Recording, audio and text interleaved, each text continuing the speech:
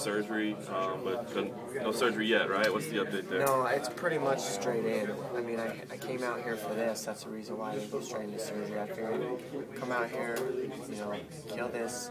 After I get done here at this expo, I'm probably going to go over and start getting my hand work done right away. So that's what's going on. I mean, once I get in there and see the hand specialist and start getting the work done and taking the steps, then it'll be announced that, you know, when surgery's done. I'll post another picture or something, and we'll see how things go. One of those gruesome things. Yeah. It sounds like a real similar injury you were saying. It's pretty much the same thing almost, man, which sucks because that surgery sucked. Yeah. Now at the pre-fight press conference, Dana White was singing your praises, saying that, you know, you could have complained, you could have made excuses and said, I broke my hand.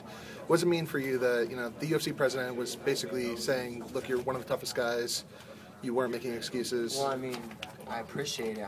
I appreciate the fact that he sees things the way that we do. Like, that means he sees things as a fighter would see things, you know? And I appreciate that. It's good that, you know, somebody like Dana who's got all these things to worry about. I mean, the guy's, I can't even imagine where his head's at. And to take the time and to think about the fact of, you know, I had to go into this fight with, you know, with my hand from round 1 hurt to round 5, you know, and fight through it. It's just, I appreciate the fact that he recognizes that. That's really all I could say. And you know, I didn't want to say anything about my hand because I don't want to sound like I'm trying to make excuses or say, look, I did that with this problem. Like, who cares? You know, that's why I didn't say anything. It's like, it doesn't really matter. Demetrius fought an awesome fight. We had an awesome fight. It didn't really play a difference in the fight. I was able to go through the fight and do what I needed to do. It hurt, a little bit of pain.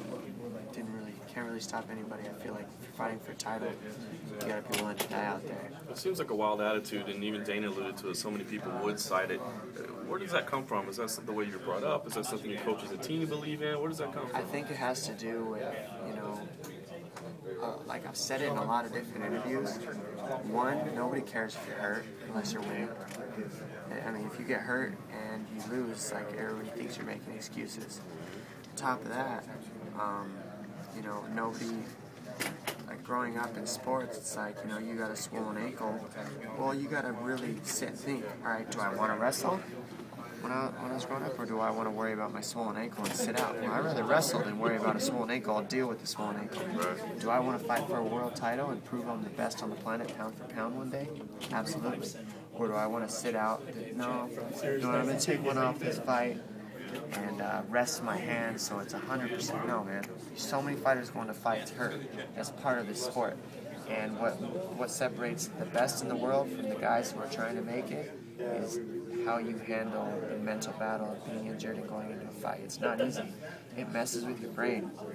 And you can either accept it and make it and say I'm out, or you can try to deal with it. Now, it always depends on the severity of the injury, obviously, but this was enough that I was able to tough it out, and God willing, I made it through the fight. You know, like I said a million times, I give God the praise for getting through the fight and for you know, doing an awesome job and doing the things that I've done. Now, this kind of falls into the UFC's insurance policy.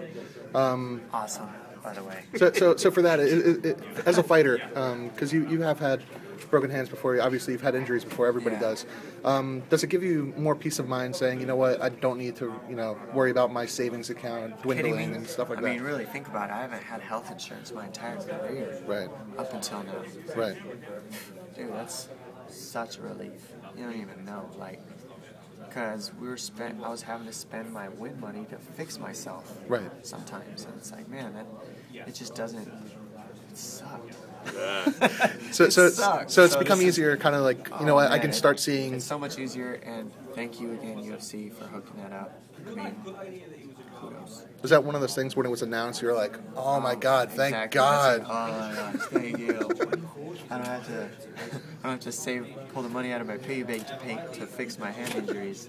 Did you know the precise moment in the fight when it happened? Did you know immediately? I mean, yes, kinda. I just said, I mean, this is the way my brain works. If I sit there and I thrive on it and I say, man, my hand is jacked, then you know what I'm going to do? I'm not going to throw my right hand. Right.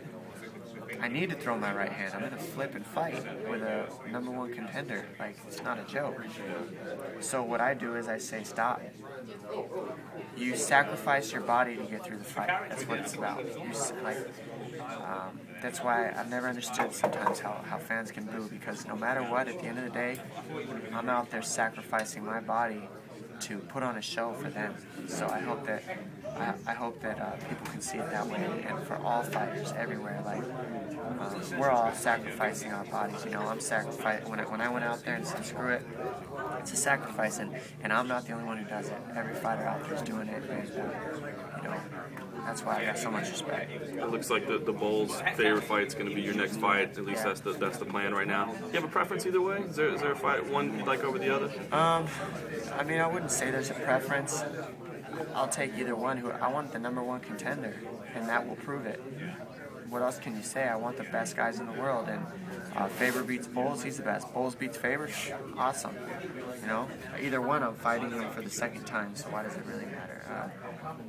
I think that Faber's got the advantage in that fight, though. I think that he's going to be able to take Bowles down a little easier than Bowles can do so to him, and he can dictate that. Therefore, he dictates where the fight's going to be. And Faber's good enough on his feet that he's not just going to go out there and get slept in the first round. He can grind the fight out and take Bowles down, I think, and beat him up from the top position. Now, the ratings for the Versus card that came in, it's the third highest rated, only behind John Jones' appearances. Does that, they were super impressive. They're best in the series history. Like in the series history, only behind John Jones. To you, you're a brand new fighter to the UFC. Do you kind of take that and say, hey, you know what, fans may be catching on and appreciating my style? That was a great, that was awesome to hear.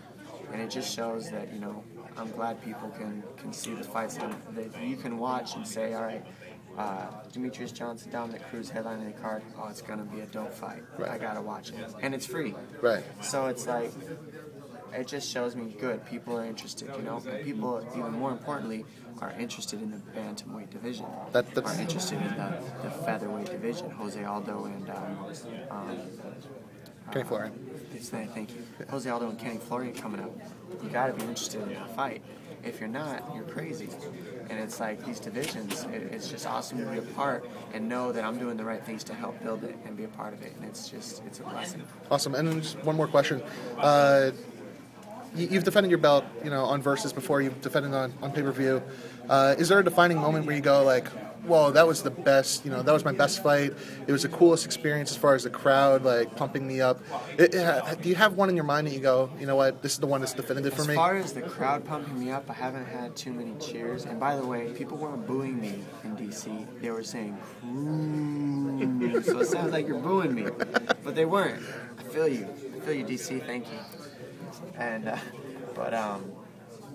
it's like, with the fight that I would say, like, really just sealed it for me was definitely when I beat Faber, because not only did I get back my only loss, but at the same time, I defended the UFC title for the first time. I had the WC title, I defended it a few times, but then to have the UFC title and then defend that and make it yours and say, this is mine, it's not going anywhere. That was in front of my first time in the UFC was for a world title. Dude. It doesn't get better than that. Is that a different sense of accomplishment that you're a UFC champion as opposed to the WC champion? Absolutely. It's a different level. Now, at the same time, I was fighting the best competition in the world in the WC. I mean, you think about it, who changed when I was fighting the title for the WC and what I fight in the UFC? Nothing. Right. What changes is the belt, the stage that you're fighting on, and Dana White is saying, boo, you suck, or yay, I like you. Right. And he likes what I'm doing out there. And awesome. I'm going to keep putting on shows, so expect a lot more from me. Cool. Awesome. Thanks, brother. Thank you. Thanks, guys.